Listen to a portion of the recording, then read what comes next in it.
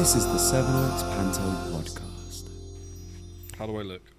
Same as you've looked for the last 5 years of your life. Fine. Old That's not and too bad. tired. That's not too bad. Where's my eye line? I'm not ever looking at the camera, but I'm not looking into the camera ever, really, because that's not what you... I'll look into the camera. I'll look into Oh. this one and say, I'll do it for comic effect, but generally, I'm just chatting to you, right? what's the comic effect You don't know. that you're going for? I might okay, say you plan something. some stuff I then. might say something funny at some point. Shush, I'm doing the introduction. Welcome to the Sevenoaks Panto Podcast, and in this... go again. Calm down. Welcome to the brand new Sevenoaks Panto Podcast. In this episode, I'm talking to Sam Hall. Hi, Sam. Hello. Sam, you have two jobs, don't you, with us? Yeah? Can you explain them both? Two jobs. One is I am the musical supervisor, and the other job is I am sometimes the musical director. Yes, Is but that what is the difference? Because people maybe don't know. So as the supervisor, I kind of control the music for the whole production. So it's conversations with you, working out what we want to do, and then I take that and arrange it into some musical thing that the musicians can play, as well as doing like the extra tracks and arrangements. And then as the musical director, I'm just sort of sat there playing. Not in the audience. Not There's an there. orchestra pit underneath In the us, yeah. What is the role that music plays in our shows? Because you've been with us since the very beginning, Yeah, so I've been doing this since I was 15. in Which was 2009. Yeah, started on drums and then The youngest drummer in show business.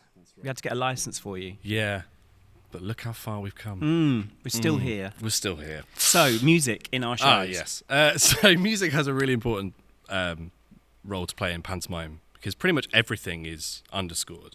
Every joke is marked with a drummer going a ba-dum-tsh or a cowbell or a fart noise or something. Every time a baddie comes on stage, we have to mark that musically and let the audience know that something menacing is about to happen. Why is that, do you think? Why? Because it's almost like a film in that it's constant, right? The underscore is constant. Yeah, I think it's because we're dealing with very heightened emotions and heightened kind of characters.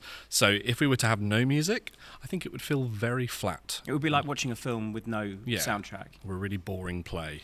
And so you and I worked together, having you started off as our drummer and then one of our musical directors and now our music supervisor.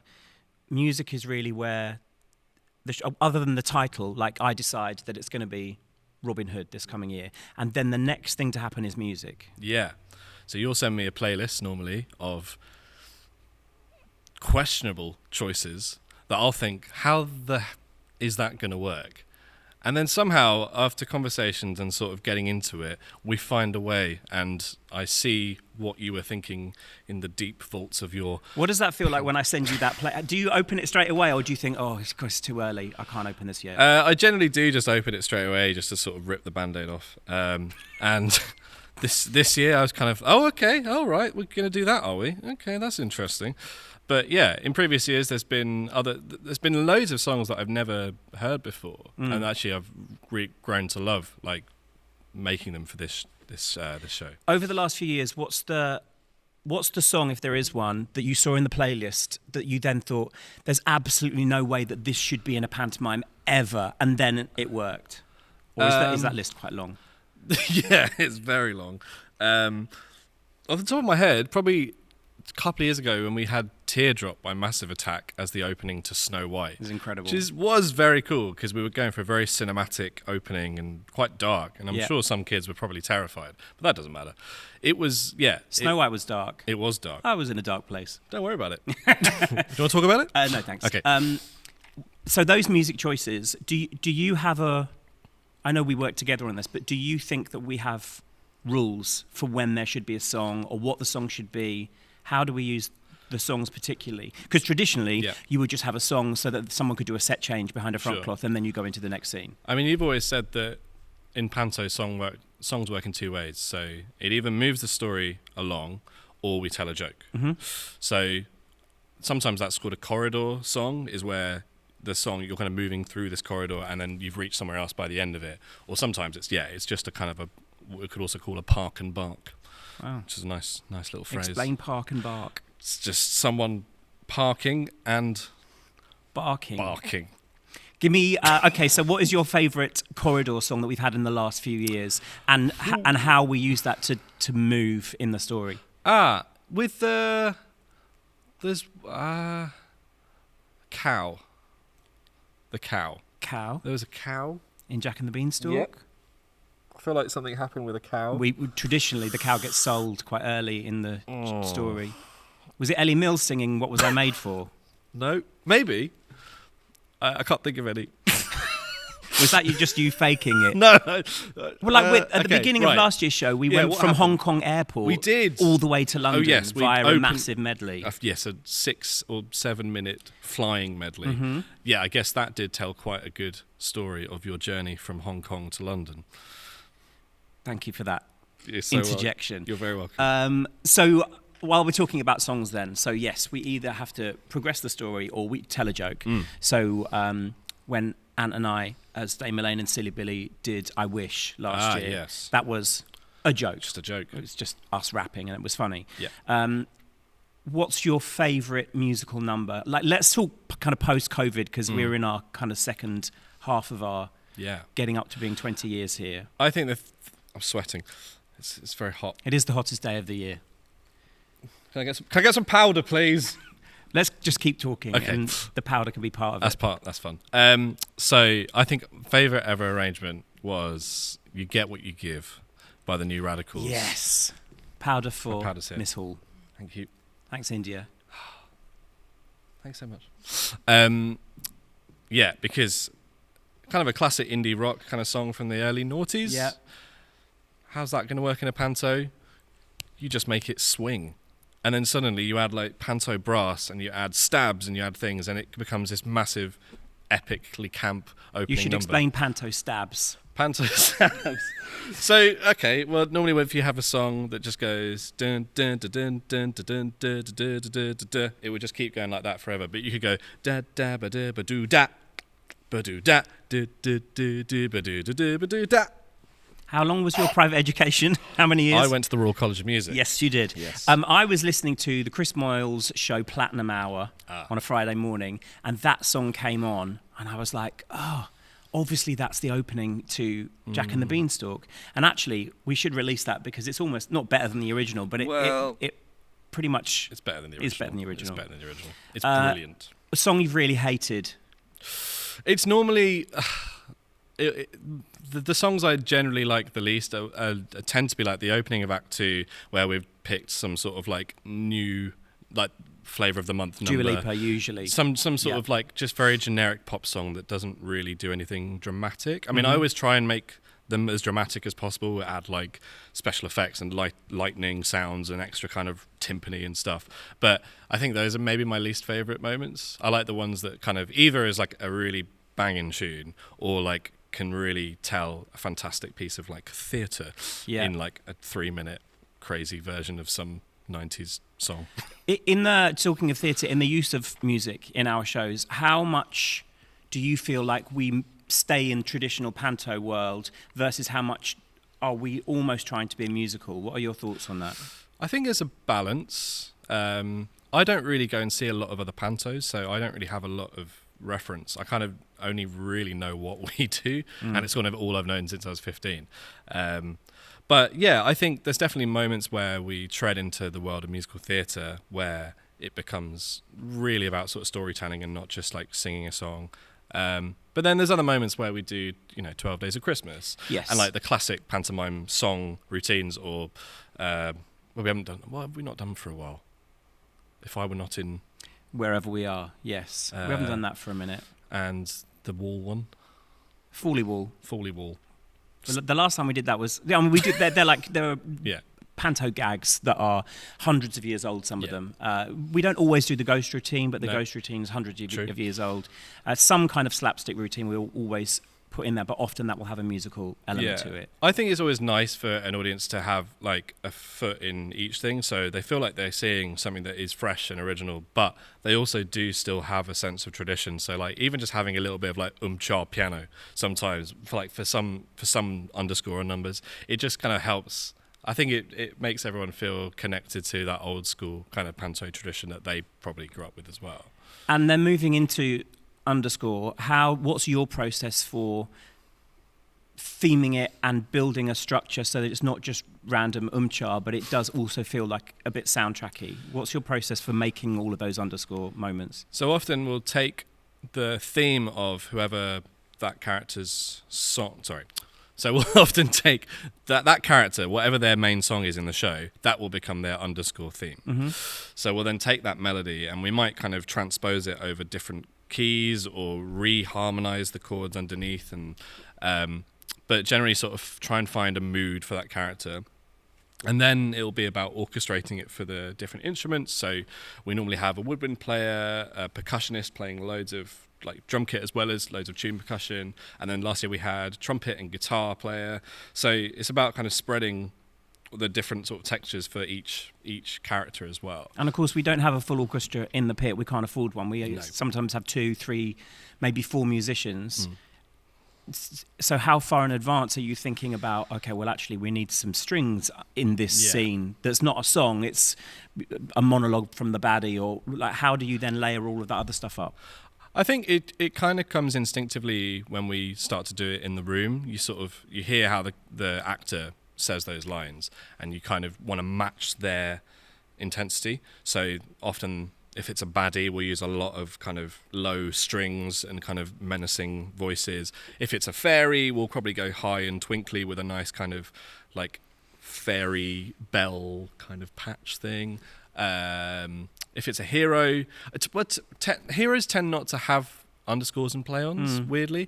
They'll maybe have like emotional music to underscore a dramatic... The moment of pathos. Yeah, but they tend not to have like... because that feels a bit Yeah, I think lame. that's more like if some people approach pantomime as children's theatre, but we more and more approach it as a piece of theatre that's for everybody. And so moving away from the very, very childlike themes, I think has happened to us over time. Yeah.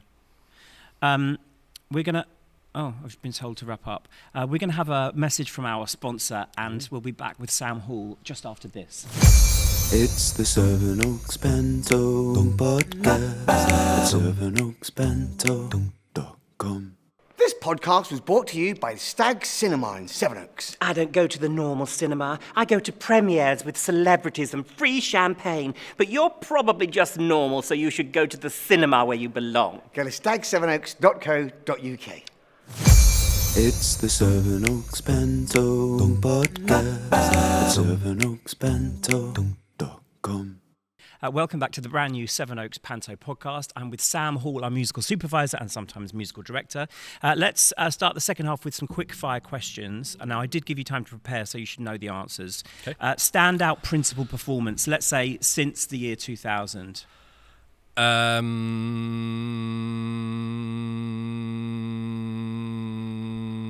And I can't choose myself. No, because you've never been a principal in our shows. No. So I'm going to go with... Do you feel awkward because you work with a lot of these people outside of Panto as well? Yeah. Let's go with... What's a safe option that I could say? Why don't you say what you think? I don't know. What do you mean? Like the best principal performance, standout principal like performance. Olivier. If I was to give an Olivier to the best actor. That's been in one of our pantomimes since 2020. Okay. Let's say you can't choose me to make it. I can't choose you. No. Oh, that's a shame. I could say Aunt Payne, but that would be quite an obvious choice. Do you remember any of them? Is this the problem that you can't think of anyone? Who's in your head that you won't say? Who's there? So who've we had? We've had like Billie Hardy. Why? Don't list them. Courtney Stapleton. Don't list them.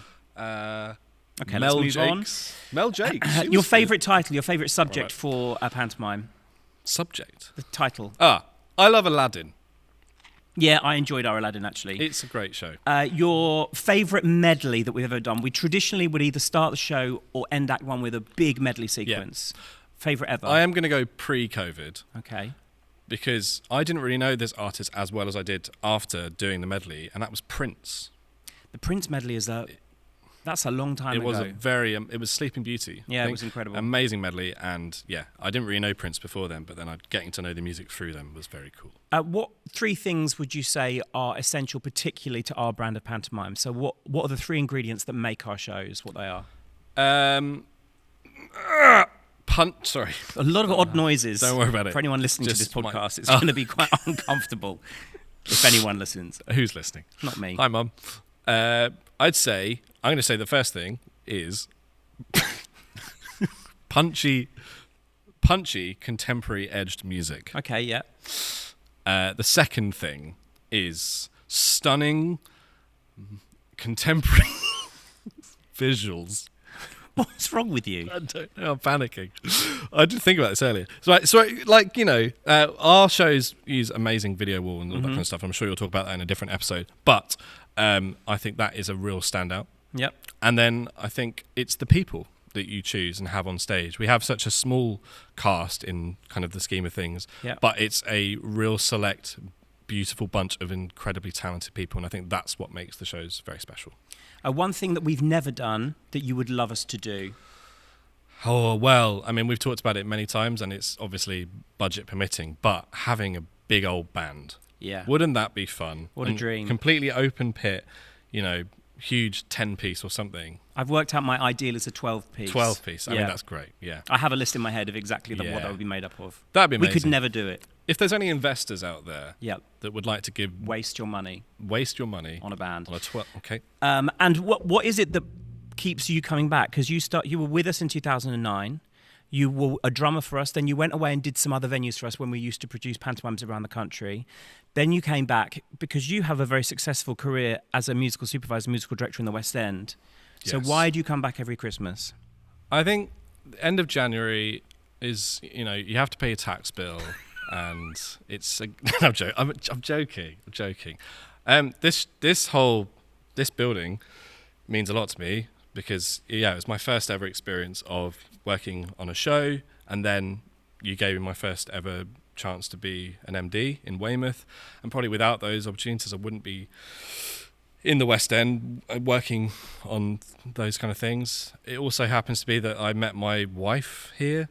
Laura was a dancer in that very first show in 2009. And then we worked together on one of our shows in Gravesend where she was Princess Jasmine and I was the MD, and that's when we sort of got together. So, and now we have a baby. So there's a Sevenoaks Panto baby, technically. Yep. Well, not technically. No, just there is. And how do you pay for that baby? What other work do you do in the year? Tell us. At the moment, I'm quite freelance, which is amazing. So I which is like deputising on shows. So I go in and out when the MD or the conductor doesn't want to do it or has to do something else. So it's nice because I get to go in on all these different shows.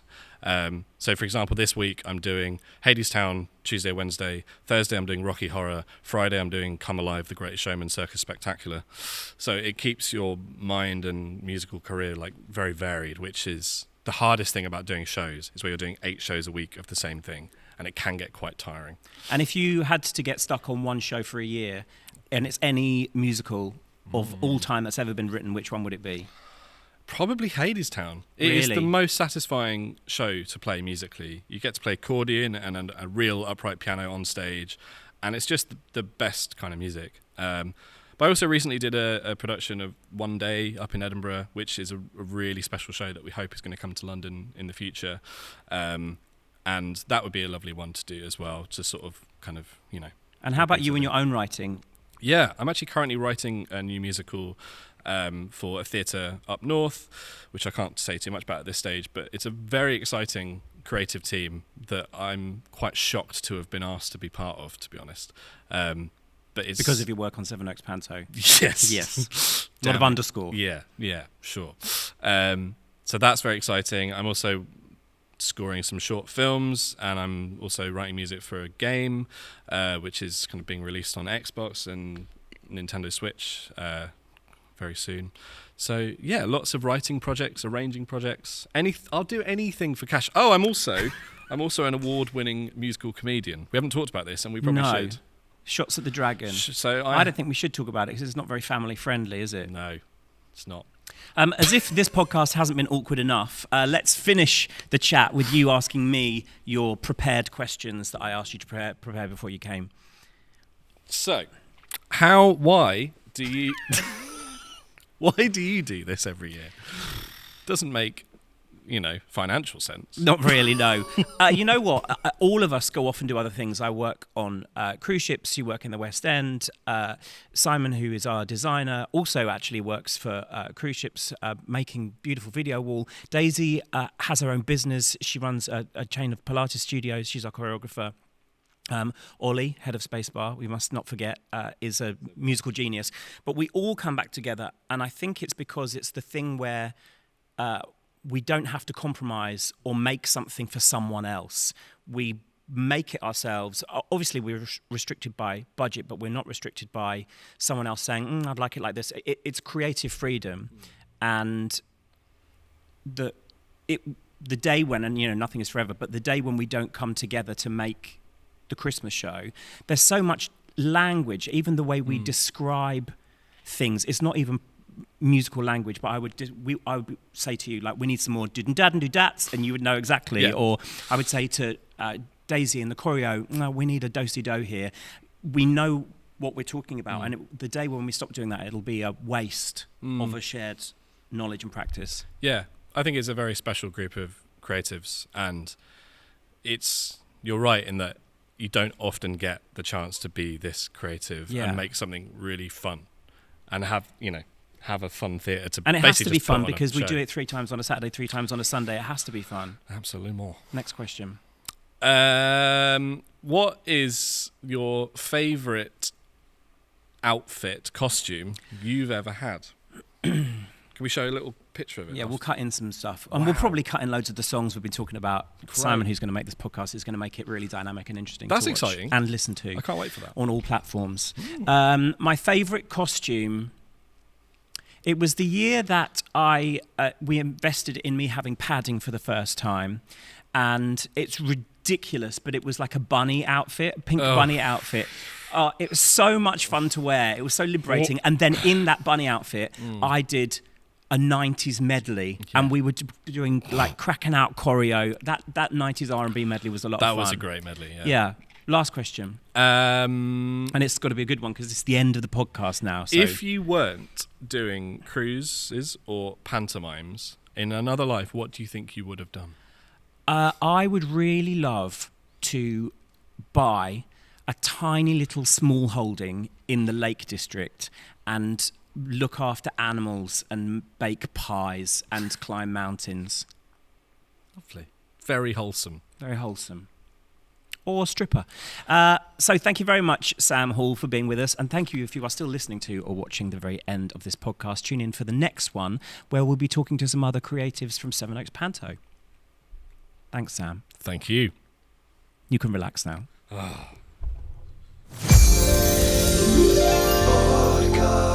This is the Sevenoaks Panto Podcast.